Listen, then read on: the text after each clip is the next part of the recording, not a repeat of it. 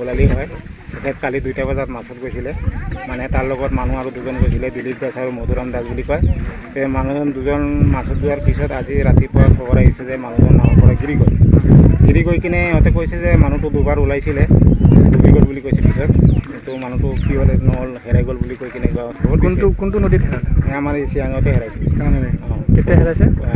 আজি ৰাতিপুৱা হেৰাইছে বুলি সিহঁতে কৈছে আৰু নাৱৰ পৰা পৰিছে বুলি কৈছে। আগফালে আছিলে মানে মানুহটো গিৰি গ'ল। ক'ত গৈছিলে? মাছত গৈছিল।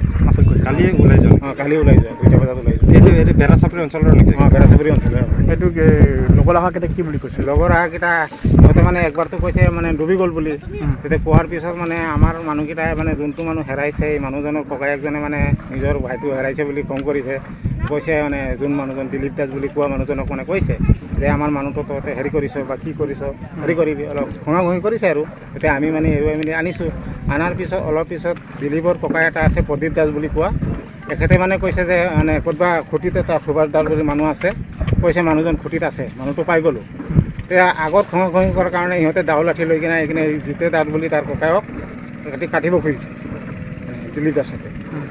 কাটিব বিচাৰিছে। এইকাৰণে এতিয়া মানুহৰ গাৰ্জেনকেইটাই কৈ আছে যে খুঁটিত মানুহজন যদি আছে, সেই মানুহজন এতিয়া আমাৰ ওলাই দিব লাগে, নহ'লে যদি সিহঁতে কিবা হেৰি নাই তেতিয়া সিহঁতে মানুহজনক কেলৈ কাটিব বিচাৰে, কৈছে বান্ধি লওঁ কাটি লওঁ বুলি কৈ আছে। লগত যে দুজন কোন আছিলে? দিলীপ দাস আৰু মধু দাস। কিন্তু মধু দাসে একো নক'লে, কিন্তু দিলীপ দাস আৰু তাৰ ককাইকেইটা বহুত দমো দিলে, এনেকুৱা কৰিলে। ভুৱন দাস ভোলালী হয়। তেখেত কালি 2টা বজাত মাছত গৈছিলে, মানে তাৰ লগত মানুহ আৰু দুজন গৈছিলে, দিলীপ দাস আৰু মধুৰাম দাস বুলি কয়। সেই মানুহজন দুজন মাছত যোৱাৰ পিছত আজি ৰাতিপুৱা খবৰ আহিছে যে মানুহজন নাৱৰ পৰা গিৰি গৈ কিনে সিহঁতে কৈছে যে মানুহটো দুবাৰ ওলাইছিলে, ডুবি গ'ল বুলি কৈছে। পিছত তো মানুহটো কি হ'লে নহ'ল, হেৰাই গ'ল বুলি কৈ কিনে কোনটো নদীত হেৰাইছে? আমাৰ এই চিয়াঙতে হেৰাইছে। কেতিয়া হেৰাইছে? আজি ৰাতিপুৱা হেৰাইছে বুলি সিহঁতে কৈছে আৰু নাৱৰ পৰা পৰিছে বুলি কৈছে। আগফালে আছিলে মানে মানুহটো গিৰি গ'ল। ক'ত গৈছিলে? মাছত গৈছিল। কালি ওলাই যোৱা? কালি ওলাই যোৱা, 2টা বজাত ওলাই যোৱা। এইটো বেৰাচাপৰি অঞ্চলৰ নেকি? বেৰাচাপৰি অঞ্চলৰ।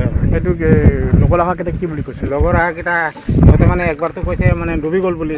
তেতিয়া কোৱাৰ পিছত মানে আমাৰ মানুহকেইটাই মানে যোনটো মানুহ হেৰাইছে, এই মানুহজনৰ ককায়েকজনে মানে নিজৰ ভাইটো হেৰাইছে বুলি ফোন কৰিছে। কৈছে মানে যোন মানুহজন দিলীপ দাস বুলি কোৱা মানুহজনক মানে কৈছে যে আমাৰ মানুহটো তহঁতে হেৰি কৰিছ বা কি কৰিছ, হেৰি কৰিবি, অলপ ঘঁহি কৰিছে আৰু। তেতিয়া আমি মানে এৰুৱাই মেলি আনিছোঁ।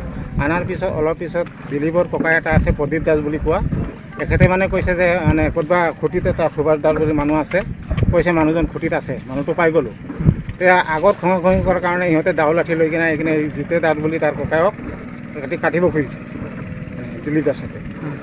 কাটিব বিচাৰিছে। এইকাৰণে এতিয়া মানুহৰ গাৰ্জেনকেইটাই কৈ আছে যে খুঁটিত মানুহজন যদি আছে, সেই মানুহজন এতিয়া আমাৰ ওলাই দিব লাগে, নহ'লে যদি সিহঁতে কিবা হেৰি নাই তেতিয়া সিহঁতে মানুহজনক কেলৈ কাটিব বিচাৰে, কৈছে বান্ধি লওঁ কাটি লওঁ বুলি কৈ আছে।